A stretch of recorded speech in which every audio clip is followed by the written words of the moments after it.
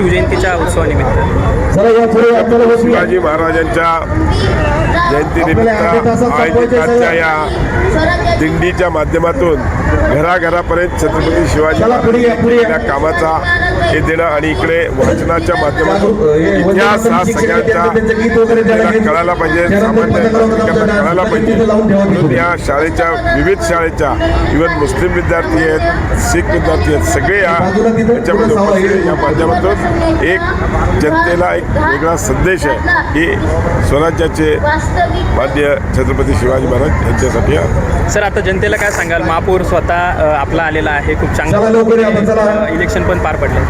शहराचा विकास करू आम्ही लोकांना शब्द दिलं तर तो मी पूर्ण वतीनं आपण आता नामदार अतुलजी सावे साहेबांचं या ठिकाणी स्वागत केलेलंच आहे. ते आपल्याला दोन शब्द या ठिकाणी सांगणार आहेत. तोपर्यंत मिर्झा सलीम बेग, जवळकर सर, मनसूर सर, राजेंद्र पवार या ठिकाणी आमचे या वर्षीचे सहसंयोजक आहेत. सगळे आमचे या संयोजक समितीमध्ये आम्ही यावर्षीपासून नवीन काही लोक टाकले. पहिल्यांदा आतापर्यंत आपण कुठली समिती स्थापन करत होतो, यावर्षीपासून आपण सगळ्यांना बरोबर घेतलं तर तसं त्यावेळी घेत होतो.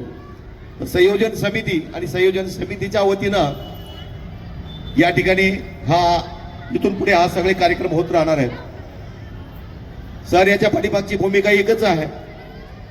या सर्व हिंदू मुस्लिम शीख ईसाई स्वराज्य के शिवशिपाई या पद्धतीनं सर्वसामान्यांच्या मनामध्ये रयतेमधलं असणारं प्रेम, रयतेमध्ये असणारे आचार, रयतेमध्ये असणारी न्यायप्रविता,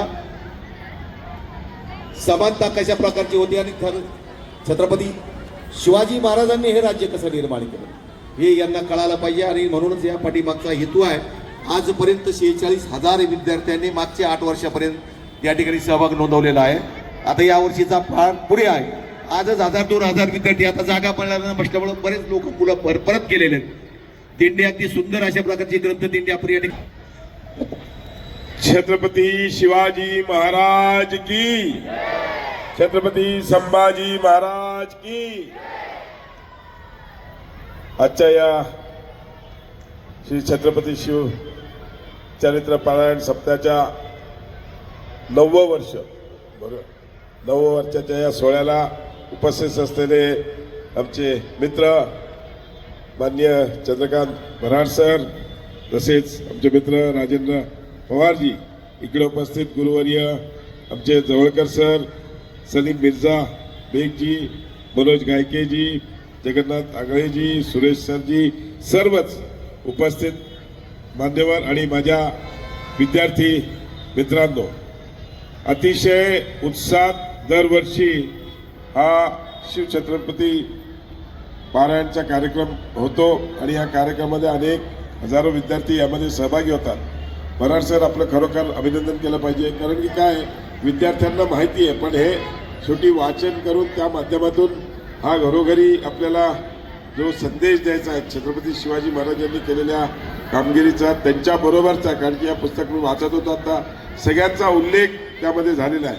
आणि नक्कीच या माध्यमातून, या दिंडीच्या माध्यमातून एक गावात एक संदेश आपण देता आणि या संदेशाच्या माध्यमातून घरोघरी छत्रपती शिवाजी महाराजांच्या केलेल्या कार्याचं हे आपल्या त्या घराघरात पोचायचं. मी खरोखर आपल्या सगळ्यांचं अभिनंदन करतो.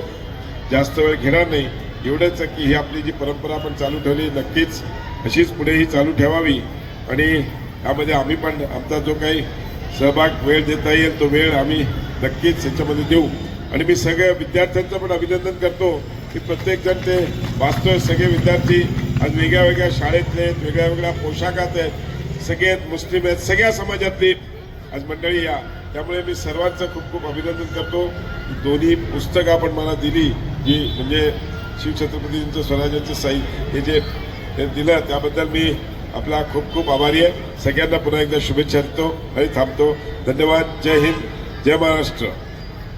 छत्रपती शिवाजी महाराज की जय. भवानी, जय भवानी. छत्रपती संभाजी महाराज की. सर, एक याचं वास्तव बघा तुम्ही, आमच्या बॅनरवर कोणाचाही फोटो नाही, कोणाचंही नाव नाही. नावासाठी आणि फोटोसाठी शिवजयंती करायची नाही, या लेकरांसाठी करायची, यांच्या विचारासाठी आपल्याला हे सगळं करायचं आहे. म्हणून आपण एक वेगळा पायंडा आणि वेगळं या ठिकाणी करतो.